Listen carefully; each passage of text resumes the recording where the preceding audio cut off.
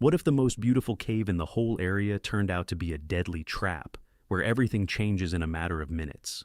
On the 4th of April, 2026, 24-year-old Sofia Trusheva walked into the Gluboki Yar cave near Sochi, the one tourists nicknamed the Dragon's Mouth. Inside, an 18-meter underground waterfall was waiting for her, along with a sudden surge of water that comes with the melting snow. The group went in without a licensed guide and without any gear for water. Sofia never came back out. Why had this place been dangerous long before? Why did no one stop her? And how did one stunning photo turn into a tragic trip underground? Sofia Trusheva was 24. She was born in Vologda, a quiet northern town, where the winters are long and life moves at a slow, steady pace. That rhythm just didn't suit her. She wanted something bright, something real, something you could feel with your whole body instead of just watching through a window.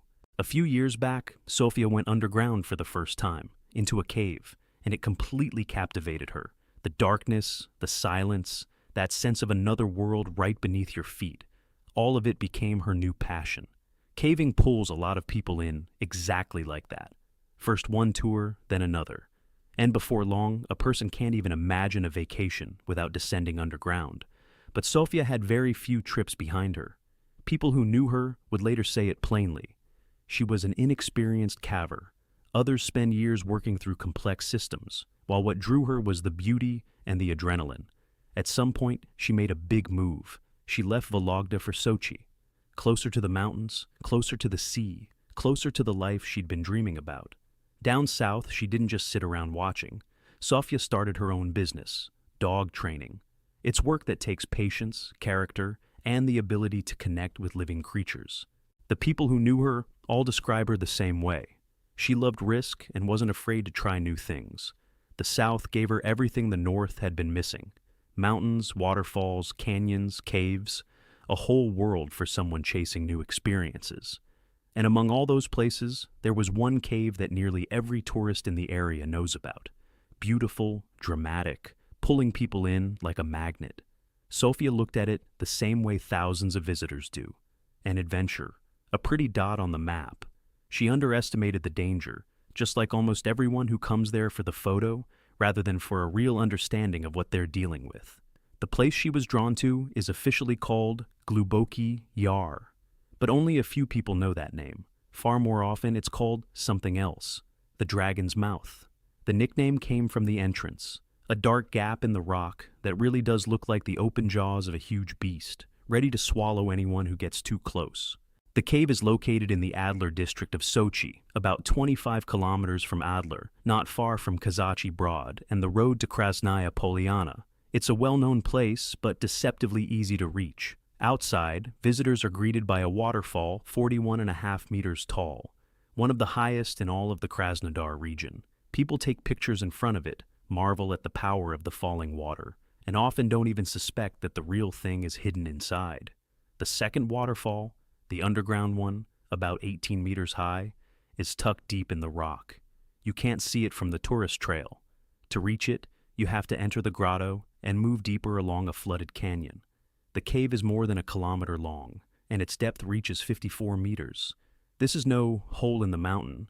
It's a complex system of passages that cavers still haven't fully mapped. The Dragon's Mouth is built in a treacherous way.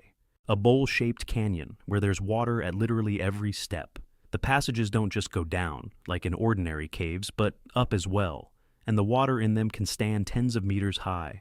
That kind of geometry throws off even prepared people. A ledge that seems safe can go underwater a minute later. For an unprepared person, it's the perfect trap. It looks dramatic, but not too scary.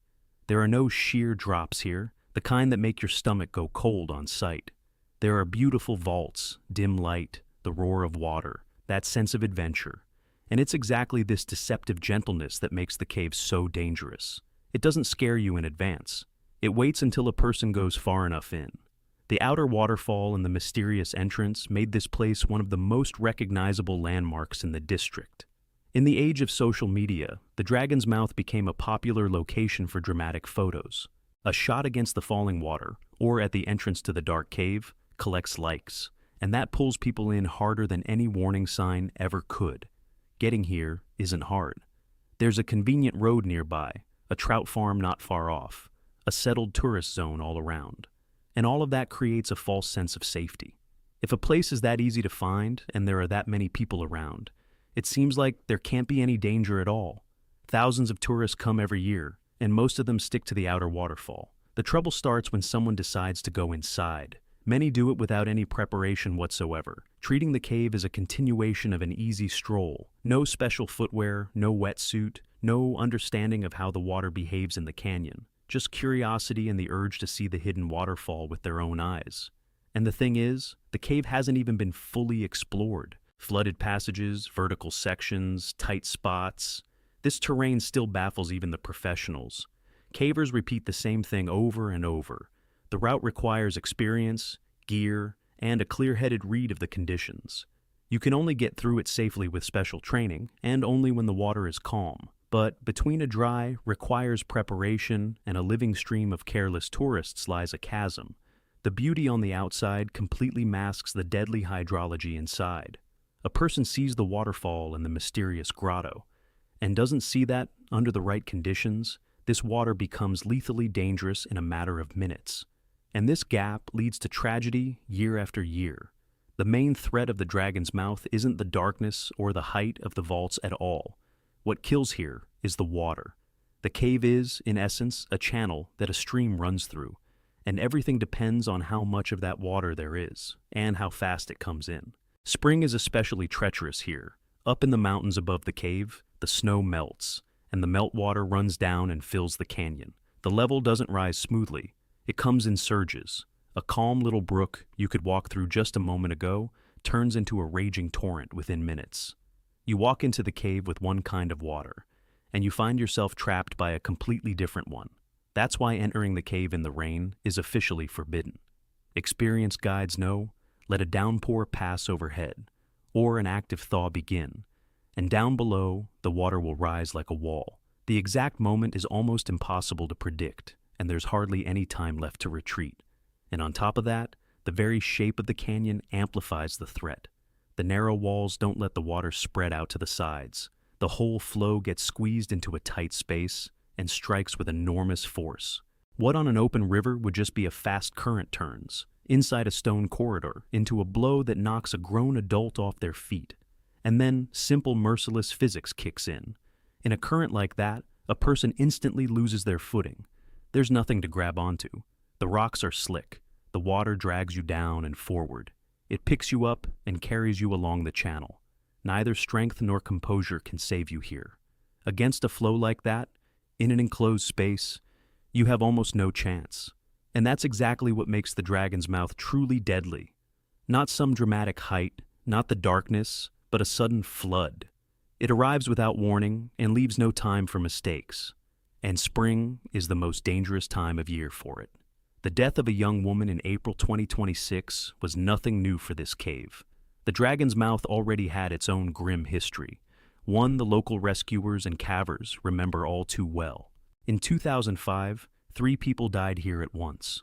The circumstances were the same as they'd be many years later. The water. The flow was so powerful that it carried them far from the site of the tragedy. That's not an exaggeration or a legend. That's how the sources describe the case. The canyon turned into a deadly trap, and there was no way to stop the water's motion. That long-ago case stayed in the professional's memory forever. Ever since, experienced guides treat the cave with great caution and steer clear of it every single time the water might rise. For them, the Dragon's Mouth is definitely not a place for casual excursions. It's a site that demands the utmost respect and precise calculation. The warnings had been sounding for years. People wrote about how dangerous the cave was, talked about it, repeated it again and again. But the flow of tourists never dried up. The place only grew more popular, and its fame as a beautiful location spread faster than any awareness of its real danger. People came for the experience, and the number of those wanting to peer into the mouth only kept growing. It turned into a vicious circle. The more beautiful and famous the place became, the more unprepared people rushed to it. And the more people like that, the higher the chance that someone would end up here at the wrong moment, with the water high, without gear, with no idea what was going on around them. The 2005 case remained a warning that few actually heard.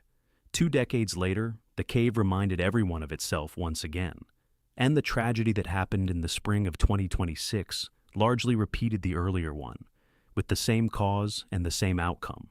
The water hadn't changed its rules. The only thing that changed was the people who came to it unprepared. The evening of the 4th of April, 2026. A group of tourists approaches the Dragon's Mouth. From the outside, an ordinary bunch who decided to check out the mysterious cave.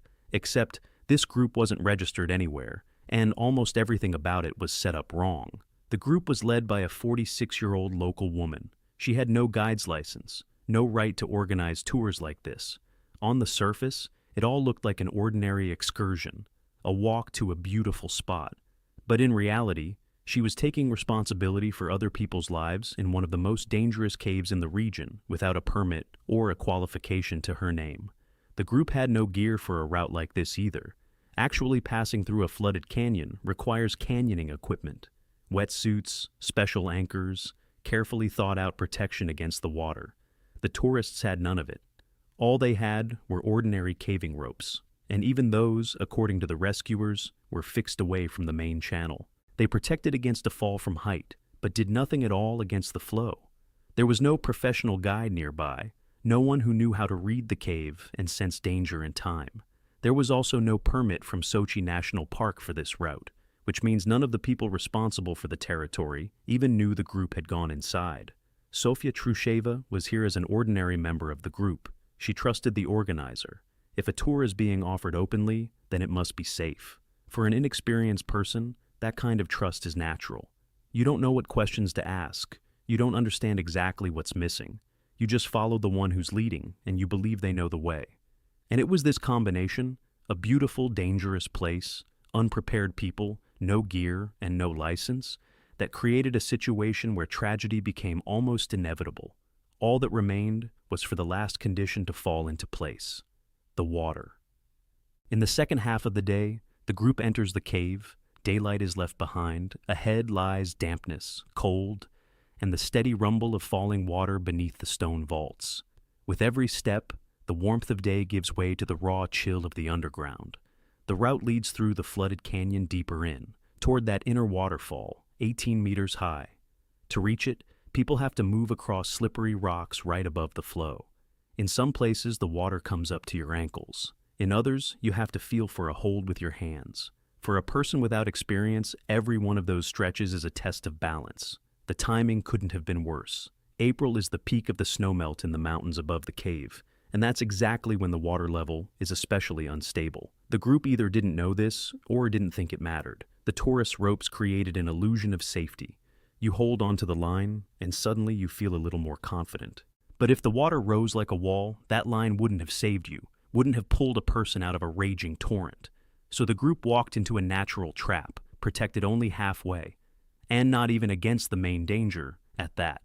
People moved forward, looking up at the vaults, listening to the roar of the waterfall, filming the unusual place.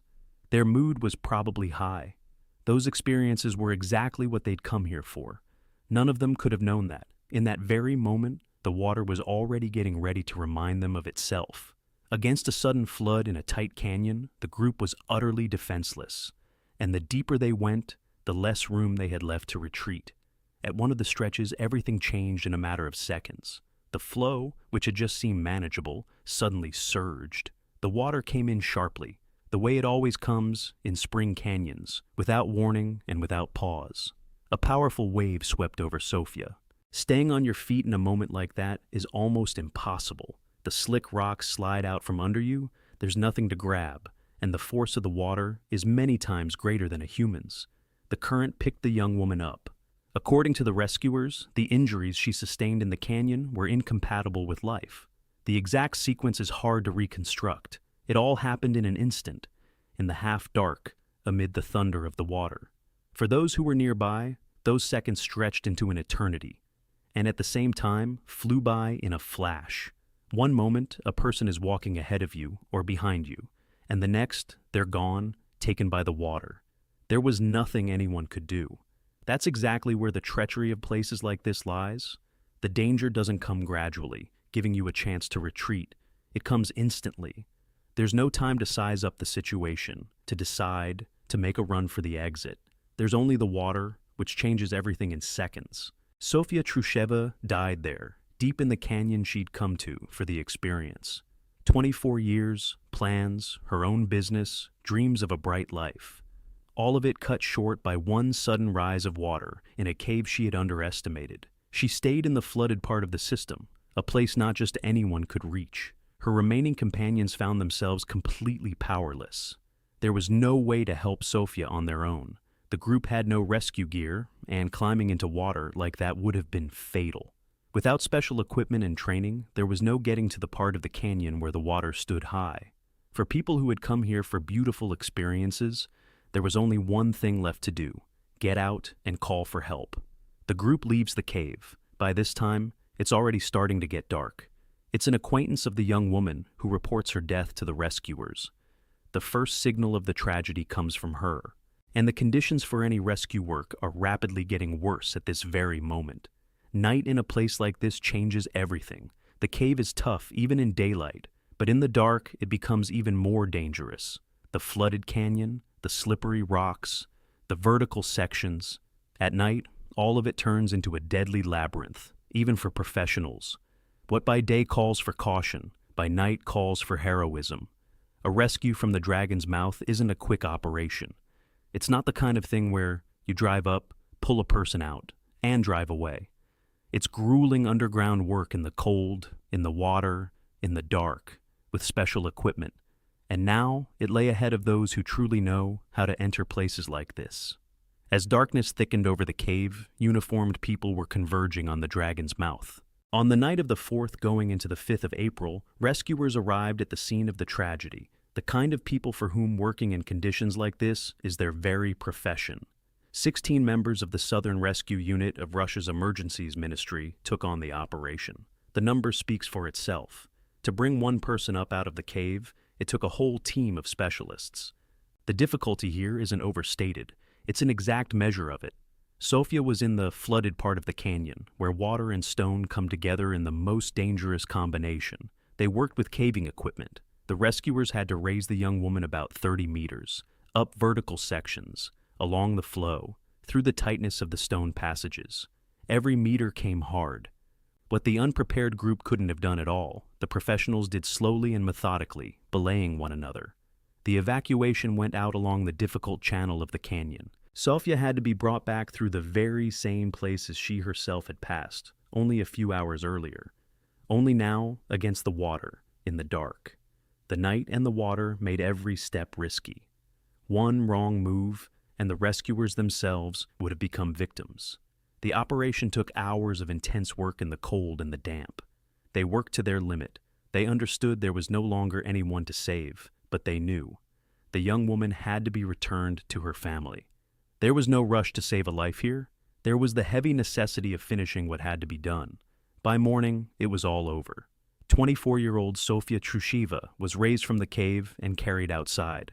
Once again, the dragon's mouth had shown how dearly underestimating the danger costs here, and at what price its consequences have to be undone. The tragedy became officially known on the 6th of April.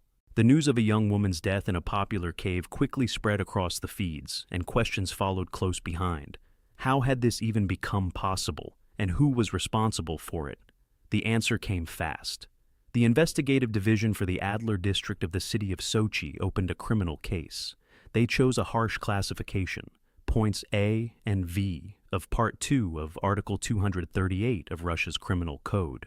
That's the article on providing services that fail to meet safety requirements, resulting in the negligent death of a person. At the center of the investigation was that same 46-year-old Sochi resident who had led the group into the cave. According to investigators, she organized a caving tour without a license, without certified equipment, and without any right to be doing this at all. A beautiful excursion for money ended in a person's death. The organizer was detained. According to the investigation, during questioning, she didn't deny that she had led the group without the necessary documents and equipment. Investigators began gathering evidence, reconstructing the circumstances of the trip, figuring out how the route was arranged and why people had been led into a dangerous place without any protection. A forensic medical examination was ordered separately. It was meant to establish the exact cause of death, to confirm that the young woman had died precisely because of what happened in the flow, and not for some other reason. Procedures like this are mandatory in cases like this, so that the picture of the tragedy is legally airtight. Behind the dry wording of the investigation lies a simple truth. According to investigators, people were led somewhere you can't go without preparation, at the most dangerous time of year for it, without gear that could have saved a life. And that says one thing: the tragedy could have been prevented. It would have been enough simply not to go into the Dragon's Mouth that spring, or at least to honestly weigh how it might end. Sofia Trusheva's story rang out far beyond Sochi. Federal outlets wrote about the death of the young woman from Vologda, and her case was discussed all across the country. And behind the loud headlines stood a simple, bitter thought: this should never have happened. The tragedy once again raised a painful subject: illegal tours to dangerous natural places. People without licenses and without qualifications lead trusting tourists to spots where a mistake costs a life. A beautiful cave, a dramatic waterfall, the promise of adventure, and no responsibility for safety whatsoever. The case at the Dragon's Mouth showed vividly what that leads to. Cavers once again repeated what they'd been saying for years. This cave is no place for beginners, and no object for casual excursions. Everything else is playing with death, a game you lose sooner or later.